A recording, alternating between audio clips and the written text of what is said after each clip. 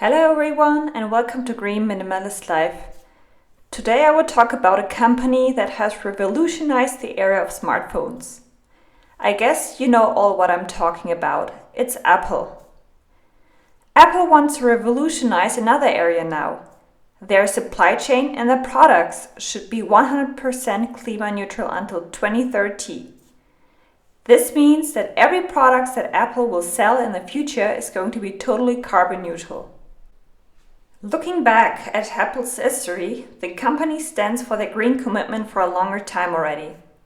Apple's founder Steve Jobs had the goal to operate its company with renewable energy. In 2015, the company's CO2 numbers were around 38.4 million tons of CO2. In contrast, in 2020, like 5 years later, the CO2 emissions were around 23 million tons of CO2, according to the company. Also, since 2018, Apple has already been employing its first electronic helper named Daisy. Daisy is a robot who takes iPhones apart for recycling. Not long time after, Dave, a second robot, was introduced.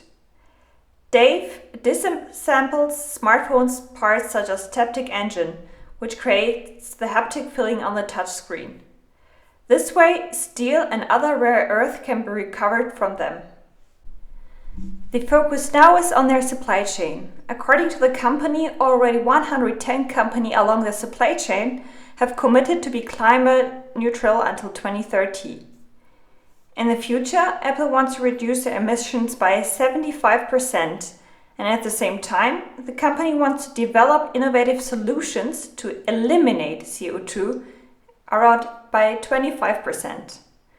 Specifically, Apple wants to achieve this by focusing on low carbon product design, expanding energy efficiency, renewable energy, innovations in manufacturing process and materials, and finally to remove carbon.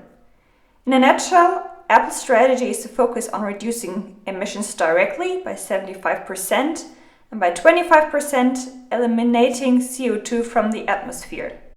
Apple introduces a concrete plan how to achieve this goal. First, low carbon product design. Apple wants to use low carbon and recycled materials in its products. As already mentioned before, Dave, the recycling robot, disassembles the iPhone's taptic engine to obtain materials such as rare earth. All iPhone, iPad, Mac and Apple Watch products launched last year are made from recycled materials. Second, expanding energy efficiency. Apple wants to find new ways to reduce energy consumption at its corporate sites. It also wants to support its supply chain to make the same transition. With the US Green China Fund, Apple will invest 100 million to support projects at Apple's suppliers to improve energy efficiency. The number of companies participating in Apple's supplier energy efficiency program increased to 92 in 2019. The result was the following. The facilities saved more than 779,000 metric tons of CO2 every year in the supply chain. Third, innovation in manufacturing process and materials. Apple is supporting the development of direct zero-carbon aluminium smelting process by collaborating with two of its aluminium suppliers. Lastly, and also one of my favorite points, is the carbon removal. Apple invests globally in forests and other nature-based solutions to remove carbon from the atmosphere. For example, in collaboration with the Conservation International, the company will invest in new projects such as a vital mangroves ecosystem in Colombia. Mangroves not only protect coastlines and help sustain the livelihoods of the regions, they can also store up to 10 times more carbon than forests on land. All these promises and steps sound very climate neutral, but does this really mean that Apple is a green company? The smartphone industry is rapidly growing, and some experts criticize the big players in the smartphone industries, like Apple, for tempting users to buy new devices after just a few years of using them. However, for the production of these devices, minerals and rare earth are needed, some of which are mined under dangerous conditions. Apple and other manufacturers said that their raw materials are responsibly produced.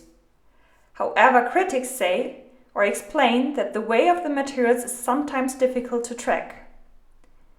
According to the environmental organization Greenpeace, 80% of companies do not even know where the raw materials for their products come from. Also, critics are very critical of the fact that the batteries in the iPhones cannot be replaced or only be repaired at a very high costs. So in my opinion, it's great that a company who has a big market share like Apple commits itself to be carbon neutral in the future and also build up a roadmap to achieve this goal.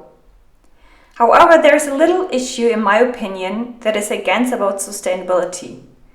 I guess it's the whole system of the industry. Apple's part of a market in which more and more devices want to be sold in ever faster cycles. These cycles consume resources that are wasted. So in my eyes, if Apple and also other companies were to make a truly credible commitment to sustainability, they would also, or in addition, make sure that the phones can be used for a long time without making the consumers to buy every time a new phone. Yet, I must say that Apple software, compared to other big players, is made to last longer also with older devices. For example, my laptop here that I'm using is an Apple device from 2014, and I can still use it with the new software without buying a new device. I think we, as the consumers, can contribute to the solution itself better. Just think about next time when new devices come up to the market, whether you really need to buy a new phone if your phone works totally well. I'm curious to hear what's your opinion on this topic, so please feel free to share your comments below in the comment section. I hope you enjoyed watching today's video. If you want to support me and my channel, don't forget to subscribe.